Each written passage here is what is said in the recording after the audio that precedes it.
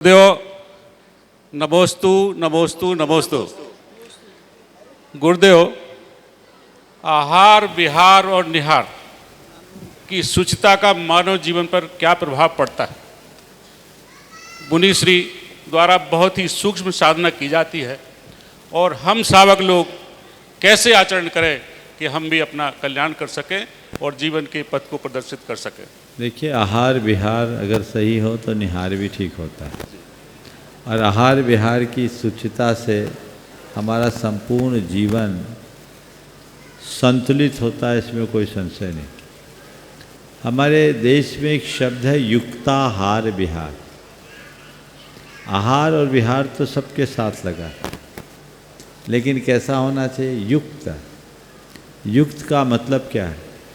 युक्त का मतलब कुल यही है कि वैसा ही आहार विहार करें जो हमारे तन मन और जीवन पर सकारात्मक प्रभाव डाले। यदि व्यक्ति इस बात का ध्यान रखकर अपने आहार विहार में नियंत्रण रखता है तो उसका जीवन व्यवस्थित और स्वस्थ रहता है, और जिसके आहार विहार में अनियमितता होती है वो अयुक्त हो जाता है।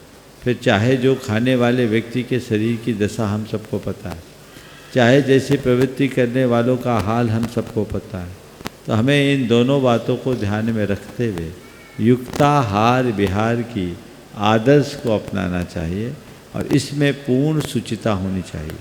हमें ये बात सदैव ध्यान में रखना चाहिए कि भोजन हम करते हैं तो हमारे भोजन का उद्देश्य क्या है, हम किस लिए भोजन कर रहे हैं, केवल खाने के लिए कर रहे हैं या जीने के लिए कर रहे हैं, ये हमें देखना चाहिए।